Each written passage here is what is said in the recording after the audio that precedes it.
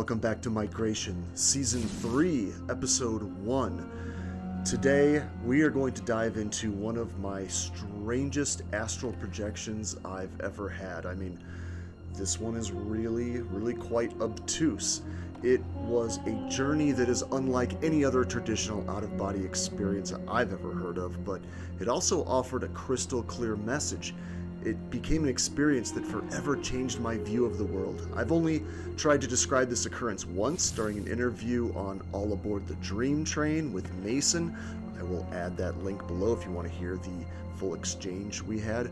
This event took me years to process. In fact, just writing this episode made me look at this experience again in a brand new light, especially the impact that it had on me. I'm hoping with the help of some illustrations and these graphics that I can kind of bring this vision down to earth for you a little bit, all the while knowing that no matter how clear I am, whether I can piece together the perfect images to accompany my message, I'll never transmit what these experiences were really like. That's just the nature of storytelling. It's why I continue to stress that you have to have your own experiences with these sublime states of bliss and beauty and supreme intelligence and love when you get right down to it. But at the same time, I also hope that through sharing my personal experiences like I am here on this show, maybe I can help you look at this bizarre realm of expanded awareness in a new light, or maybe it'll help broaden your idea of what is possible in these states, or maybe it'll make a connection with something that you've already experienced. In fact, I know that some of you have offered me ways of looking at my own experiences in a way I hadn't considered at all before, and I really do appreciate that. As always, my hope for this series is that you're not just watching these shows and merely finding them interesting. My hope is that you can find a way to make personal use of my stories. You have to make it personal. That means use these episodes to guide you to your own center of consciousness. And as I've said, that means ultimately dropping everything you've learned. Yes, including everything I tell you as well. To surrender to the moment requires that you release your attachments to all the information stored in your head. My intention is to help illuminate that path for you so that you can find your own path to the fullest potential of the present moment, so that you can have no real need to even watch these videos anymore or even read my books or articles. My work is ultimately meant to be dropped behind you on the way through the door. When you know how to get back there, you don't need to keep studying another person's stories. In fact, eventually you'll find you'll be bored with merely talking about these topics, and you'll begin redirecting ever more of your energy and your attention into just being there at your center, at your source. So without further ado, get comfortable, smoke 'em if you got 'em, and get ready for today's episode of Migration.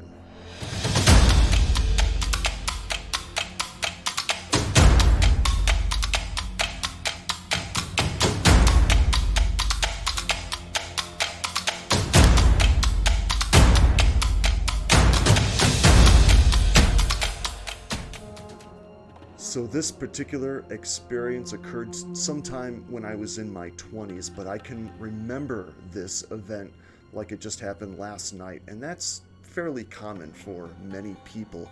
You can retain these experiences with crystal clear clarity for years and years. So now you could say this began as a lucid dream and it moved into an astral projection, but it can be hard to say where the division really lies between waking up consciously in a dream state and an out-of-body experience. So many of these divisions and labels live mostly in our heads when we try to make linear sense of this realm beyond our normal daily perception. But in reality, there aren't clean boundary lines out there on this level. I will say that you can tell when your consciousness is localized around the physical body you're used to, and even one you're not totally used to. But and you can also tell when it's in a completely different realm of consciousness altogether. So this vision began as a fairly typical dream state, and it took place somewhere in the middle of the night. A lot of these experiences will take place early in the morning, right before you're waking up. Uh, that was not always the case for me. This happened somewhere in the middle of the night, and I know this for certain because I woke up soon after this, and I was hallucinating fairly intensely, which we'll discuss and explain a little bit later on as we get into this story. So I found myself in my childhood bedroom, sitting on my bed in this vision. The room was dark, and I found myself looking at this bizarre cube on the mattress in front of me. It looked a lot like a Rubik's Cube, but all the squares were lit up, and it was churning and spinning on its own, as if some unseen force was racing to solve it. I picked it up and I held it in my hands, and energy started pouring out of this thing. It was like a slow but highly intense stream of electricity that moved into my palms, up through my arms, and branched throughout my body. And the cube started shifting even faster at this point, and that's when I first became fully conscious. So I'm like, oh, I'm dreaming. Okay, I'm in a dream state, and there are some powerful forces at work here, clearly. That's all I knew at that point, but now I was at least grounded in a lucid dream state. So once that was settled, I'm still staring at this self-powered little engine in my hand, this bizarre rotating cube. Often, when you become lucid, the dream can change dramatically. Elements that were there in the ordinary dream are no longer there when you become conscious. But this cube was still there, and I can feel its power entering my body, gaining momentum, growing faster and brighter. And I'm wondering at this thing, what is this energy? I'm fully conscious. The whole room is now vibrating with this steady, intense, electric hum. Everything around me at this point, my bed, the walls, my own skin, is starting to ripple with wave after wave of power, and everything suddenly became very psychedelic. It was exactly like a powerful hallucinogen just entered my body, and I even thought, did my brain somehow kick out some endogenous psychoactive? How is that even possible? And what's interesting about that is that it would be years later that I stumbled upon research like the spirit molecule from Dr. Strassman, that in fact your body can release DMT in dream and meditation states. Those of you who are familiar with his research, I actually did a podcast with one of his original participants in those DMT studies that he did. Again, I'll add links below. As I've mentioned in other talks, I would often wake up from an intense lucid dream, and if I had to go to the bathroom, I'd have to just lay there for a couple minutes because I'd be hallucinating, still coming down from the trip, just like I would be if I had smoked a powerful psychoactive. So at this point, this twisting object in my hand is just screaming with energy like the core of some nuclear reactor, and each piece is spinning faster and faster, building to just an impossible crescendo. And when it reached its apex, there was an explosion beneath me, like a rocket taking off, and I was launched into the stratosphere. At this point in my life, I had never smoked DMT. I had experience with LSD and mescaline, which are in the same category, but each hallucinogen has its own personality, you might say. My consciousness was shot into space with such speed I thought I was going to be ripped apart. Now, this is such a common theme with those who are familiar with dimethyltryptamine. They have names for this event. Often it's referred to as blasting off or breaking through, and it's mind-blowing, and yes, sometimes terrifying. You can feel like you're dying, in fact. I mean, somehow you can feel the G-force from your speed. And I'll address that eventually, what I mean by that, why you have these very physical sensations during these events, like the sense of speed or falling. Because all of that implies a physical object that is having gravity act upon it. But it gets really abstract, so for now, just take that at face value. You feel like you've been truly launched into space and beyond with such an incredible physical, real momentum. So I am watching stars and galaxies just fly past me, and suddenly I see and I can feel myself skipping off the arms of what I can only assume are the arms of some galaxy, but I'm moving with such a speed that the arms are little more than a spiraling blur. I'm like a stone being skipped across some smooth lake over unimaginable distances in microseconds, and then I fell. I shot down inside this spiraling arm, down into one of the many worlds inside this galaxy, and I landed with an intense thud, face down on the ground. Yet it didn't hurt, but I definitely felt the impact. And for a while, I just kind of laid there just to kind of collect myself. I don't feel like I'm tripping anymore at this point. Wherever I'm at was every bit as real as my daily reality. I don't even feel at this point like I'm in an altered reality. This was as stone cold real as you're sitting there right now watching this video. And I can feel myself laying face down on the ground in a substance that was kind of like snow, but it wasn't really cold as much as it was just this cool, soft powder. So I pick myself up. I gotta see where the hell I landed, and I am shocked as I get up and I look around me. As I'm looking around, I find myself in the middle of nowhere, and that's a common expression, the middle of nowhere, but this was the middle of nowhere. Except for the snow, the ground beneath me is featureless. It's just a flat plain that extends forever in every direction, and it's just a white field that disappears into oblivion all around me until it meets a deep blue skyline. There's no hills, there's no trees, there's nothing. When I look up, there aren't even stars. It's just a blank blue screen of sorts, and it occurs to me that somehow I'm not really in a real physical place as much as I'm in some kind of conceptual plane, and yet it all felt totally real. At this point in my life, I had witnessed hundreds of experiences like this here. I had been to very real places, observing events that were taking place in real time that I could verify later. I was shown forests and cities and environments that did not look familiar at all, but places that I felt existed somewhere on the planet Earth, and others that were not of this earth at all, with plant life or structures that may exist perhaps in another dimension, but I'd never seen anything quite as bizarre as this.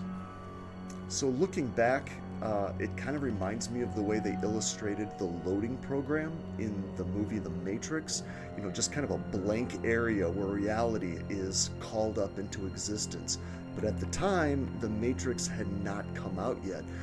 My intuition was that I was in a sort of a staging area, an empty zone that exists before the curtain rises, before the actors or the props are brought out. None of this seemed organic. It was somehow fake, like a representation of a ground and sky and snow.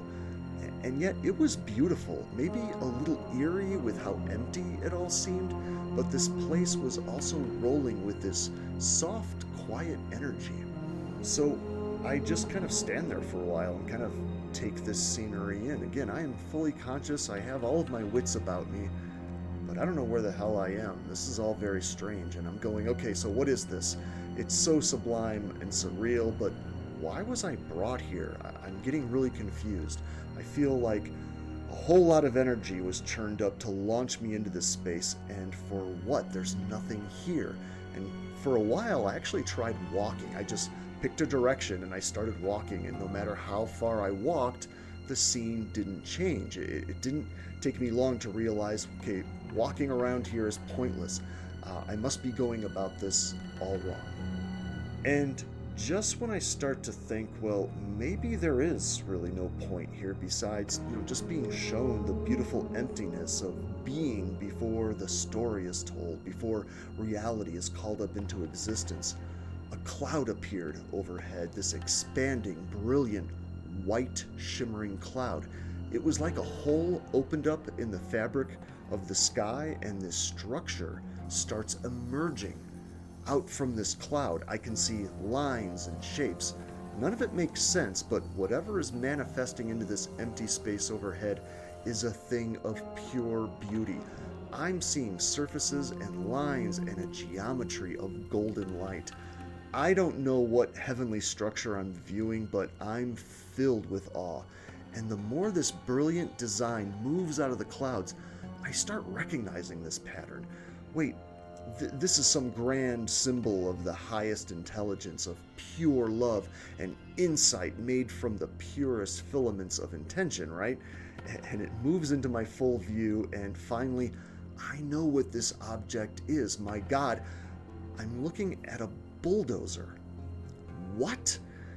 The realization that I'm utterly awestruck, looking at a common machine for heavy lifting, it's just flooring me. What is a bulldozer doing in this grand spiritual vision of mine? But this was the bulldozer of all bulldozers. It was some perfected version of what a bulldozer was, the original cosmic ancestor of all bulldozers. This was a symphony of light and shape where every angle was perfect, whatever that means. Every nut, bolt, and wire was exactly where it should be in its idealized form, and you could feel this perfection emanating from this thing. It was as if perfection of design was something that you could sense at the deepest level of your being. I had never witnessed a more beautiful object in my life. If I could have stopped then and there and just stared at this sight, my life would have been complete. It was that blissful. So, as you might imagine, I'm even more confused now than ever before. What do I do next? What am I supposed to do with this thing that I'm looking at? So there's a little trick that I learned from some shamanic traditions of dream work, where if you're totally lost in the other realm, you can just call out a question. You can just request guidance, and you will immediately be granted an answer. Now, I won't speculate where that answer comes from. That's a whole other rabbit hole we'll discuss, but for now, let's say that under certain conditions, you can speak directly to the timeless, limitless wisdom of pure universal consciousness and receive an immediate response. So I just sort of holler into the emptiness, what is going on? What is this place? And immediately this voice echoes from every direction at once with perfect clarity, yet the voice wasn't male or female. It says, and I'm paraphrasing, and I can't say I recall word for word what was said, but this was the best translation. It said, "You are observing a place of inception, the origin of all things that have a physical presence in your world.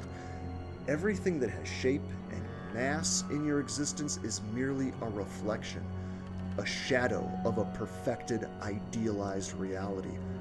You can think of what you're observing here as an original blueprint, one of 1,000,000,001 forms and combinations that have mass and energy in your world.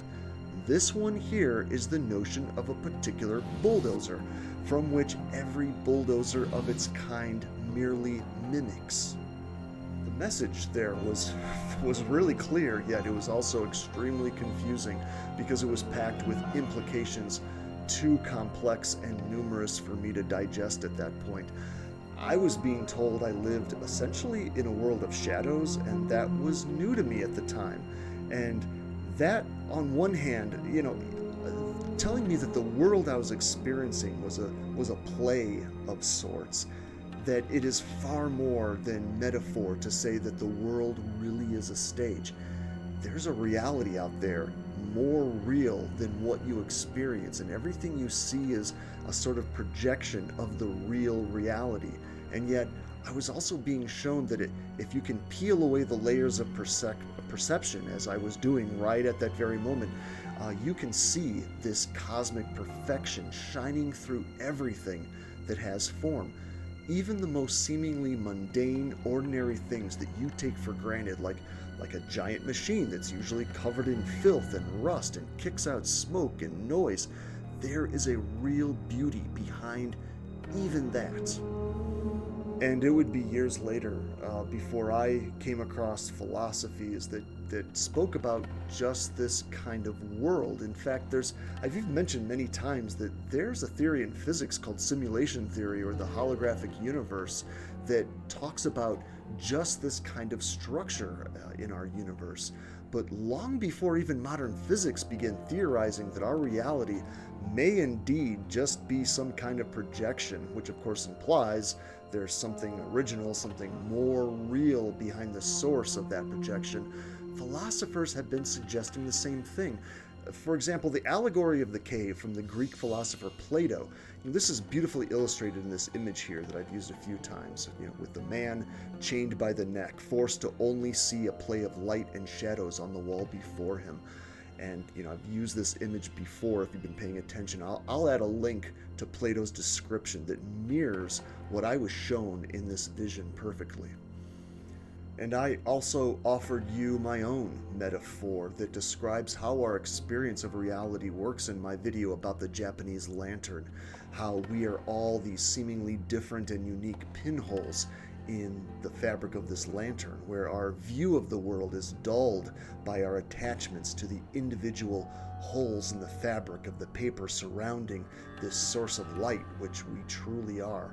It's only when we fully realize that we're that light shining through all those pinholes that our sight becomes cleared. But all of this is connected to what we truly are at our source. There isn't some evil computer program behind these projections or interdimensional aliens running experiments on us. It's our true consciousness, our actual home, a something that we can never really be disconnected from. And so I found this perfected version of reality can be witnessed in our daily world, as crazy and as unbelievable as that may sound. My journey on this path has led me to appreciate the beauty not just in the sunsets and the full moons and the trees and the stars, but in everything I once considered as being lower or beneath me. The whole process, everything contained on this earth, the treasures and the trash and the gurus and the homeless, all of it has a source behind it of true light and consciousness. And that was essentially the end of that vision. Once that information and insight was transferred to me, I have no recollection of anything really further beyond that. I only have the vaguest sense of there being, again, some energy and movement to return me back to my body and my typical context. Coming back often, but not always, doesn't leave much of an impact on me. I often have very little memory of those incidents. I know I woke up in my bed soon after that incident, and I just had to lay there and I had to process what I had just seen, the intensity of it all. And as I said, I do believe that I was definitely shot with an endogenous kick of DMT during this experience, which is fairly common for a lot of people. So sometimes, as well as in this experience, I just have to kind of lay there and let the trip wear off. Everything's a bit fuzzy, everything's kind of swimming. I'm hallucinating, essentially. So these experiences would sometimes leave me often very emotional as well. And when I say emotional, I'm talking about how difficult it can be to enter these states of pure love and beauty and then have to be slammed back into the confines of your typical physical body, specifically the story that you are attached to. Our stories are what carry all of the weight, the tale of our past, our troubles and battles, our concerns and goals and desires. It's much easier for me now, though, that love and beauty is now shining more and more into every part of my life because I've loosened the weight of my story. But back then, for the first many, many years, as mind-blowing and intense as these experiences were, my daily life was still very unbalanced with what I was tapping into when my body fell asleep. So I will leave you there. I will leave you with that to ponder and think about. And please get back to me in any comments or questions you have below the video here. I will take a look at them and I will get back to you in time. Sometimes it takes me some time to get around to everybody. I've got people contacting me on a lot of different social networks and on my email, but just know that I am seeing your messages. I will get around to them. It is important to me to get around to everybody. If you've got something that you want to run by me, I'm happy to tell you what I know, and if I don't, I'll be honest. I'll tell you that I simply don't have an answer for you, and I may direct you to somebody else who does, or another source. So again, thank you so much for watching. Please like and subscribe. That definitely helps my videos get spread around a little bit further around the YouTube network. I do appreciate that. So in the meantime, like I said,